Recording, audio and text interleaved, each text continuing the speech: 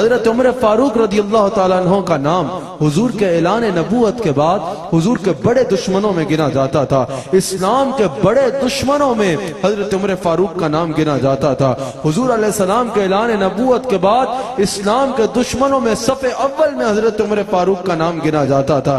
یہ تو ایک دفعہ میرے مصطفیٰ کا دریا کرم جوش میں آیا. ترمذی میں یہ حدیث موجود ہے, میرے مصطفیٰ کے ہاتھ اٹھے, اس کے ہاتھ اٹھے جو اشارہ کرے تو چاند توڑ دیتا ہے, جس کے ہاتھ اٹھے تو سورج الٹے قدم پھر آتا ہے, جس کے دل میں خیال بھی آ جائے تو قبلہ بدل جاتا ہے. میرے آقا کے ہاتھ اٹھے اور میرے آقا نے دعا کی کہ یا اللہ عمر بن حشام یعنی ابو جہل یا عمر بن خطاب, ان میں سے جو تجھے پسند ہو اس کے ذریعے اسلام کو عزت عطا فرما, اسلام کو عزت عطا فرما. یہاں حضور دعا کر رہے ہیں, یہاں حضور دعا کر رہے ہیں.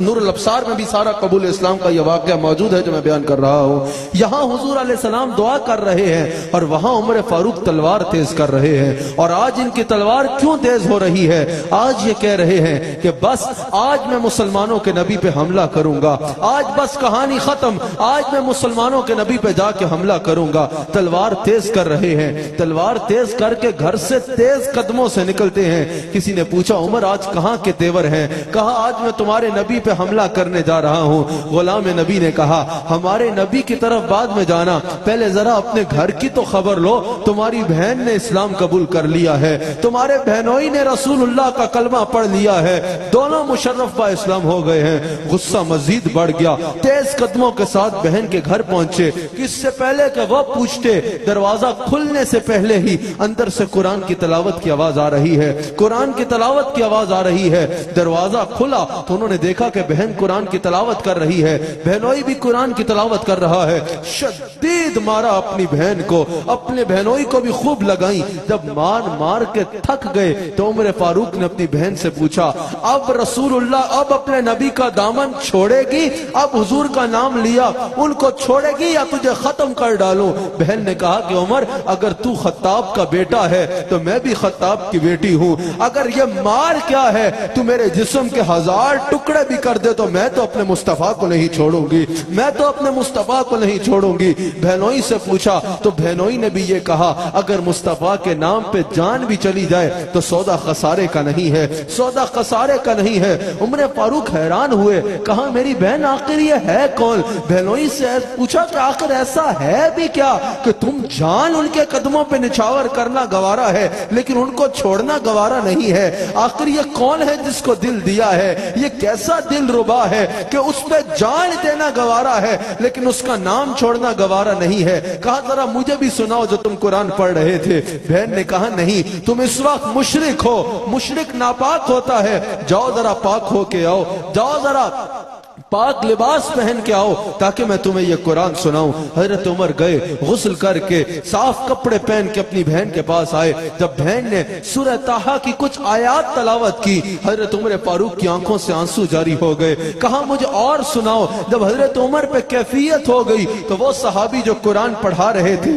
حضرت عمر کو دیکھ کے ذرا کچھ ہٹ گئے تھے, وہ فوراً سامنے آئے اور انہوں نے کہا عمر تجھے مبارک ہو, میں نے آج ہی صبح رسول اللہ کو یہ دعا کرتے سنا ہے کہ عمر بن حشام یا تجھ میں سے جو اللہ کو پسند ہے اللہ اس کو ایمان عطا فرمائے. مجھے لگتا ہے کہ حضور کی دعا تیرے سینے میں پہنچ گئی ہے, حضور کی دعا تجھ تک پہنچ گئی ہے, حضور کی دعا تجھ پر رنگ لے آئی ہے. عمر نے کہا چلو مجھے رسول اللہ کے پاس لے کے چلو. اس وقت حضور دارالارقم میں موجود تھے. جب حضرت عمر اپنی بہن کے ساتھ, بہنوئی کے ساتھ حضور کے دروازے پہ پہنچے, دارالارقم کے دروازے پہ اللہ کا شیر کھڑا تھا, اسد اللہ و اسد الرسول, حضرت سید الشہداء ام رسول اللہ حضرت امیر حمزہ رضی اللہ تعالیٰ عنہ دروازے پہ کھڑے ہیں. کہا ٹھہرو. اندر گئے, حضور سے پوچھا یا رسول اللہ باہر عمر آیا ہے, سینے میں تلوار بھی لٹکائی ہوئی ہے, بتائیے کیا حکم ہے؟ حضور نے فرمایا آنے دو. گویا کہ وہ عمر نہیں, وہ تو میری دعا آ رہی ہے, وہ تو میری دعا آ رہی ہے. اجابت کا صحرا,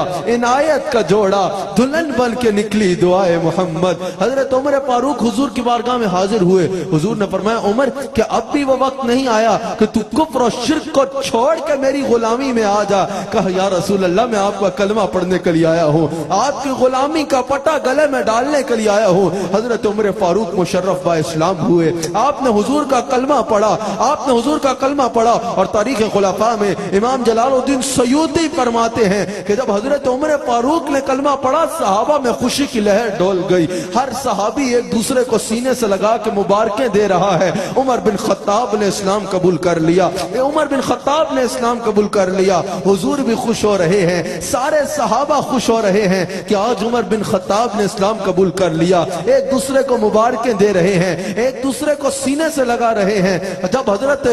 جب صحابہ خوش ہو رہے ہیں، تاریخ خلفاء میں امام جلال الدین سیوطی نقل کرتے ہیں اتنے میں جبریل امین نازل ہوتے ہیں، حضور کی بارگاہ میں عرض کرتے ہیں یا رسول اللہ جس طرح آپ کے غلام زمین پہ خوش ہو رہے ہیں، آسمان پہ سارے ملائکہ خوشیاں منا رہے ہیں کہ عمر بن خطاب نے اسلام قبول کیا ہے، اور یا رسول اللہ آسمان کے سارے فرشتوں کی جانب سے میں آپ کی بارگاہ میں عمر بن خطاب کے مشرف با اسلام ہونے پر مبارکباد لے کے آیا ہوں، مبارکباد لے کے آیا ہوں۔ اور طبرانی میں بھی موجود ہے، اور امام جلال الدین سیوطی بھی نقل کرتے ہیں، حضرت عبد بن عباس کہتے ہیں جب عمر نے اسلام قبول کیا تو مسلمانوں نے، صحابہ نے اتنی اونچی آواز میں اللہ اکبر کا نعرہ لگایا کہ پورا مکہ گونج گیا، اور مشرکین نے کہا یہ آج مسلمانوں کو کیا ہو گیا ہے، یہ آج شور کیوں کر رہے ہیں، یہ خوشی کیوں منا رہے ہیں۔ جب ان کو یہ پتا چلا کہ عمر بن خطاب نے اسلام قبول کیا ہے تو یہ الفاظ موجود ہیں